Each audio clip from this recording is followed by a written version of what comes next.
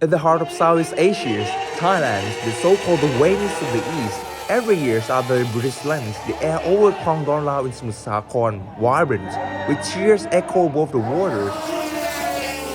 But here, you can make a big engine with a big lawn and big speedway. You can. This is Don Round Longtail Boat Race, a Thai tradition where horsepower meets heart. But this isn't about just speed. Every boat here is a masterpiece of local craftsmanship and mechanical wisdom, a freshness of backyard engineering and the river-born intuitions. Each team built, balanced, and fine-tuned its machine not to just go fast, but to fly claiming the surface of the water like a blaze of light. It is homegrown technologies born from experience, sweat, and instinct. I train relentlessly. If I'm not practicing body positions and the timings to control the boat, then I'm training on the actual boat itself. Today, we bring you guys to see Thailand's amazing culture. Longtail Boat Racing, Samut Sakhon, Thailand. Decades ago, Thailand waterways were highways. You know what I mean, right? We always travel by boat. Boat made from teak, takians, and other local woods carries people and produced through the narrow canal. When small engines first arrived in the 1950s, villagers began to attach them to their slender wooden boat, and suddenly, they were going fast. A paddle boat once cruised around like 5 or 6 kilometers per hour at a 20 horsepower diesels, and suddenly, you're flying at 30 kilometers per hour. No wonder people began to challenge each other, first for fun and then for pride. By the 1980s, the race became official event, with the distance 402 meters or quarter miles, and the engine class divided by displacements. Places like Mahachais and Don Rounds become legendary battlegrounds of the kings of the canal.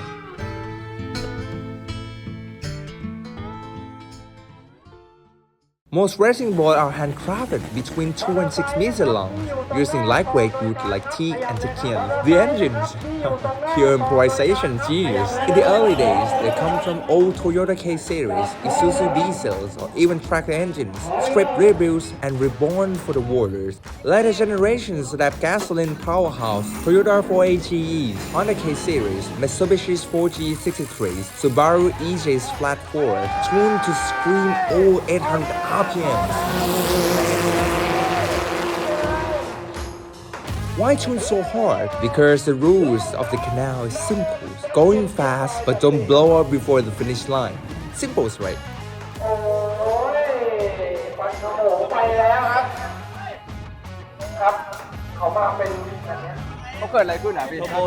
The turbo is failed, the oil has been leaking out, which means immediate retirements from the race. Could the parts be changed like a car racing? Well, technically yes, but with only 5 minutes allowed, there's realistically no way anyone could get it done in time. Boat tuning in Thailand is as complex as racing car engines, but with an added resistance of waters. Builders tweak pole angles, modify camshafts, craft custom carburetors, or install electrical fuel injections. There's backyard engineers, most without formal trainings, lays on their ears, their touch, and the years of experience. They have been learned to listen to the rhythms of the rivers, like musicians tuned by ears. The owners of the ship has been said that the components that has been the greatest impact on the engine's performance are the piston, the crankshafts, and the carburetors. Each machine has their own approach to carburetors tunings. Some tune it into much smaller or larger engine displacements and to work in harmony with the valve timings in order to extract maximum efficiencies from the engines. Most importantly, the setup must be in response precisely to the rider's controls, allowing the seamless interactions between the machines and the racers.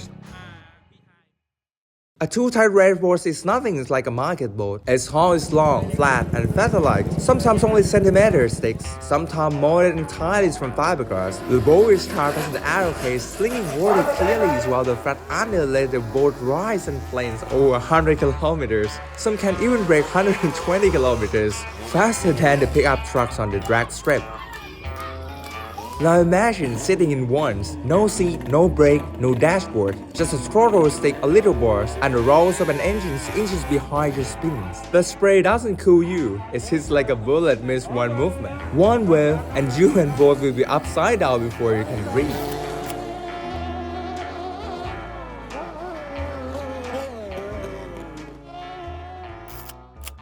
Every part of that boat follows the logics of hydrodynamics. At top speed, only the tails and the silver of hulls touch the waters. It's not floating, it is flying. At the moment, control depends on precisions, reflex, and pure instincts. Some say that boats cost fortunes, and they're right. An entry-level simulator setup might be a couple $1,000. But the top tiers cost a bill, well, start at $50,000 and even $100,000 for each. The cost of the boats really depends on how much budget each team has. For my team, just carburetors alone already cost $2,000. The exhaust system is another $300. The pistols, cylinders, and the engines block all made in custom-made orders. Altogether, the boats come close to $20,000. It might be sounds ridiculous, but well, for us, this is what racing happiness look like. The prize money, ironically, is only a few $100, but it's not the point. The reward is glories, respect, and the titles of the champions of the canal. Along the banks, sidebed propellers louder than the engines. Rangers start from a few $1,000s. Sometimes racing is $10,000s or more than that, depending on the frames of the teams. The noise of the crowd blended with the buccanings of gambles, chaotic, electric, alive. For some, it is pleasure. For others, it is part of the thrill. Racing's, monies, commodities all flow together here as inseparables. Every round being victories for one boat, trophies for another, and a story for everyone watching. This is not just a race, it is a celebration of speed, craftsmen, cultures, and wish all colliding on single stretch of Thai waters.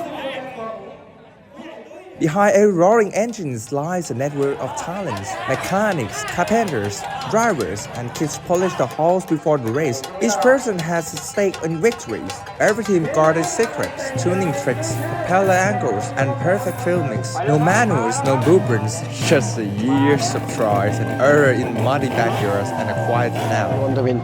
But I think in Switzerland you can make a speedboat, but with a wheel, and with a big engine, but the engine need to no pollution, no loan, no gas. Yeah, you have many laws. It's so strictly.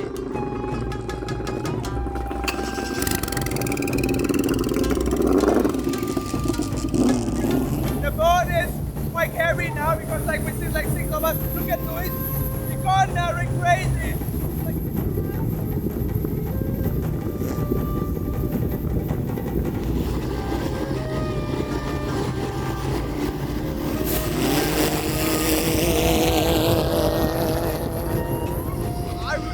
This is a very excited moment with Luis.